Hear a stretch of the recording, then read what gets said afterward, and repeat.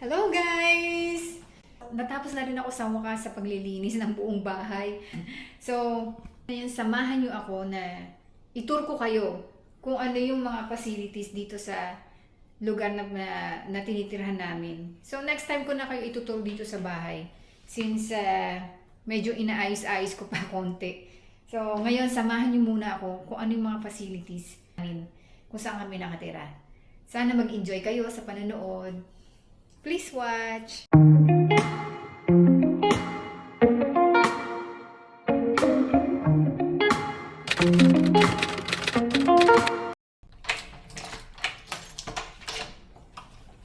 So, ayan. So, samahan niyo ako mag-tour dito sa para makita niyo yung lugar ng kung saan kami nakatira. Mainit pa. Tingnan niyo naman. Oh. Nakapang tayo. Ang dami nating bit-bit as usual. Hindi ground floor. Oh, ayan, di ba? Normally gusto ko lang sa swimming pool ngayon. Pero sabi ko, mas gusto ko yata mag-relax sa beach. Pero tatambay lang muna ako sa restaurant kasi medyo mainit pa. Ayan o. Dito guys, hindi ka basta-basta makakapasok. Kailangan ma-detect ng pintuan yung pagmumukha mo. So ayan, nasa labas na tayo. So doon kami nakatira, doon sa pinaka-top floor. Okay, so eto ang lugar. Medyo mainit pa guys. May sombrero ka pero ayoko suotin. Kasi masisira ang ayos ng buhok ko. So, mag-ano lang tayo. Tawag dito. Ganito lang, tiisin natin ang init. Ayan. Ang init pa, grabe.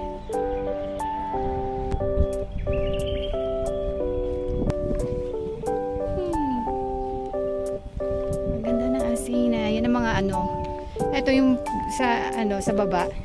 Mga apartment yan.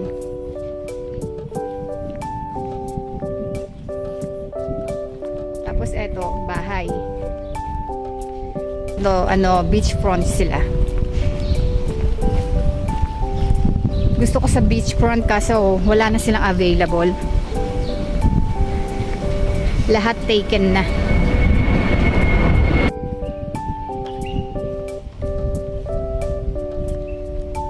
So itong area na to, kung nakikita nyo yung grass, yan. Ito ang play area ng mga doggy.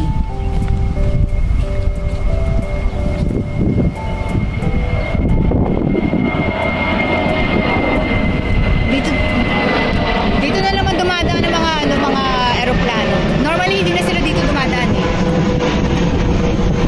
So ayan, doon tayo tatambay mamaya, dyan sa restaurant. Hanggat mainit pa, dyan tayo tatambay.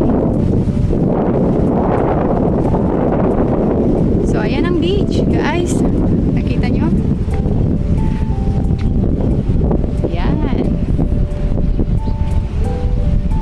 Ang apartment dito sa Alsena hanggang doon sa dulo. Yan. Dulo sa dulo yan. Yan. Tapos doon pa. Yan ang pinakadulo ng Alsena. Tapos dito ang maganda. Kasi nasa beachfront sila. Yung mga villa na yan. Tapos meron din silang sariling mini swimming pool. Sarap magbabad ngayon oh. Medyo maganda. Hindi na siya talagang super init. Na siya, medyo yung hangin niya nagahalong init at saka maaliwalas na na panahon. Itur ko muna kayo. Oh, gaganda. Ayan may swimming pool oh. Kung nakikita nyo, may swimming pool sila. So, di ba? Ang ganda, di ba? May swimming pool na, may beach pa.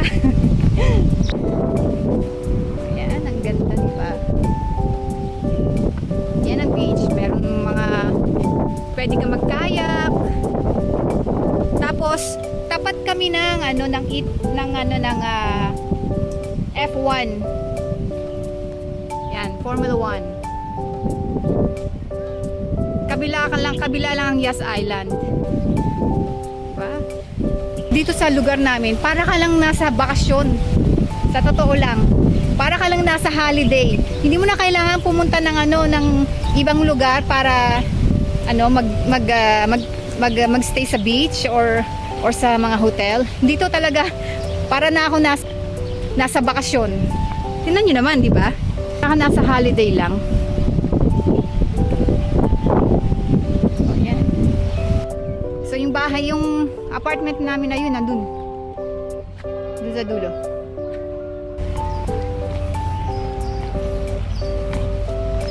So ayan.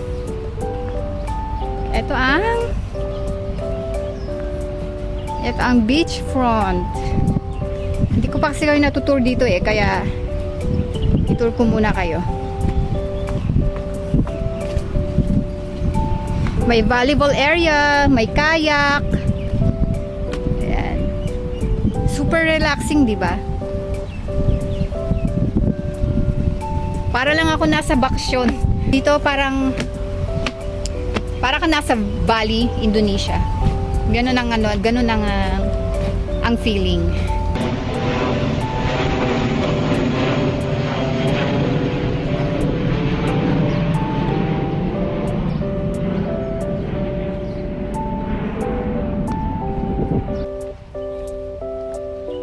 So, handa na sila sa Andun lang tayo.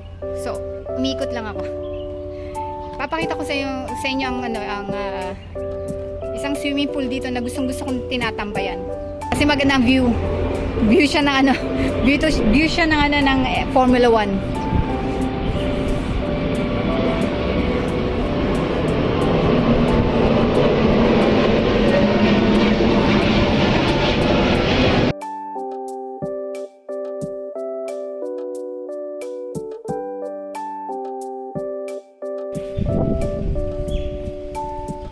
So peaceful, di ba, ng community. Ang lakas ngayon ng hangin. Hindi magandang ngayon. Hindi magandang mag-bike ngayon kasi malakas ang hangin. Lahat ng swimming pool dito pwede mong pasukan. Tsaka mga gym. Bawat building may mga gym, may sariling gym. So ayan guys. May swimming pool, infinity pool. Ayan. Tapos tapat nga lang siya ng one. Tapos kailangan mo din mag-face detector para makapasok ka. Diba? So naka-occupy siya kaya doon tayo sa tingnan yung view. Sige, papakita ko sa inyo yung view.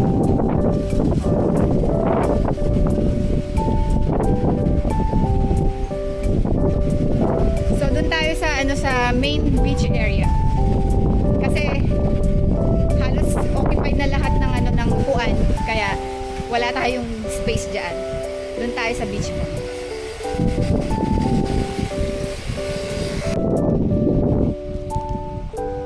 So ayan, pabalik tayo ng beach front dahil wala na tayong space sa swimming pool. Diba? So etong building na to ang pinakadulo ng Alzena. Etong building.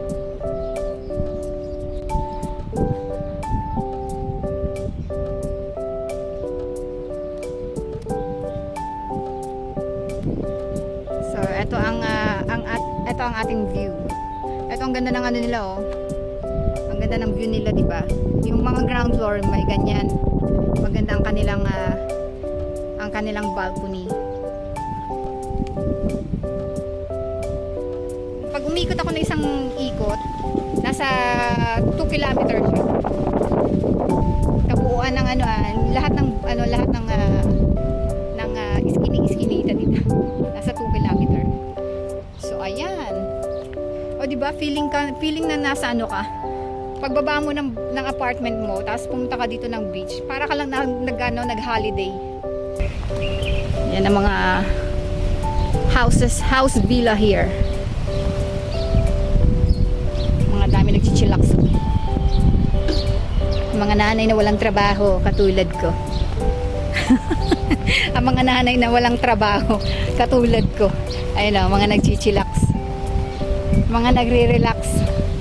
Dahil tapos na kaming magluto at maglaba, lahat na ng gawain sa bahay. Tapos na. So pag tapos na, mag-relax.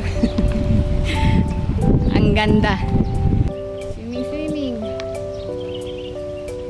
Dito na tayo dumaan.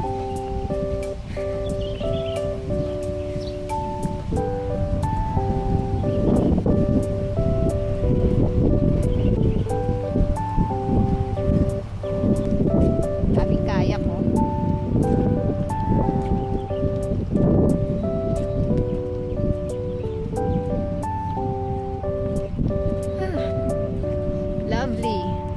Lovely weather. So, dun tayo tatambay. Diyan. Dun tayo tatambay. Ang ganda, diba? Nagagandahan ba kayo? Nagagandahan ba kayo? Para bang nasa, para lang ba nasa bakasyon ng lugar? So, next time naman, itutur ko naman kayo sa sa labas naman. Labas ng ng lugar na to. Kung ano yung mga facilities sa labas. So, tinur ko lang kayo dito sa loob. Para makita nyo kung ano yung itsura ng mga apartment at saka mga facilities dito. So, ayan.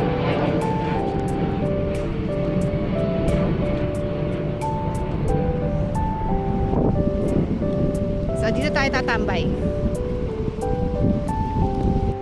So, ayan ito yung playground ng mga bata.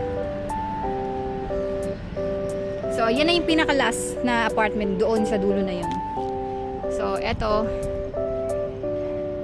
Yan naman yung playground ng mga bata. So, dito tayo. Dito tayo tatambay sa sa restaurant.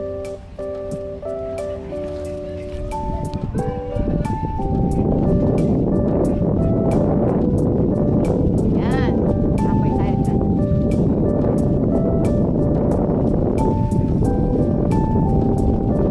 Pwede kang gumamit niyan, basta kaya mo lang ibalik.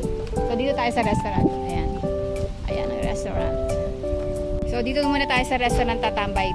Iinom or mag-e-edit ako ng mga video ko. Ha? Okay, see you around!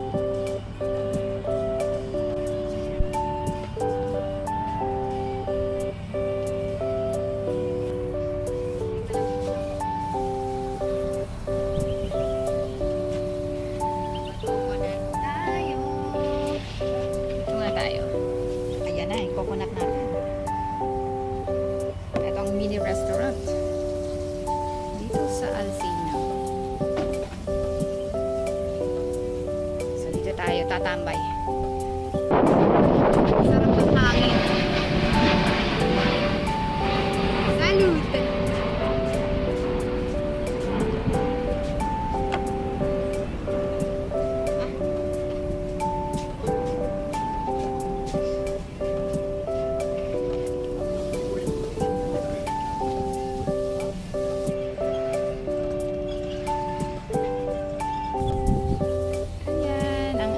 Coconut nut. Giant nut.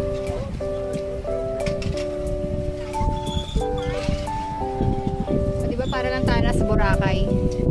Charot. Para lang nasa Boracay, diba? So, yan. I hope you liked where we live. Nag-English na naman ako.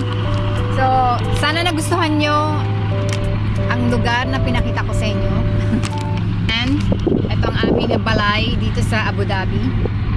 So, hope you like it. Salamat sa pag-watch. Bye!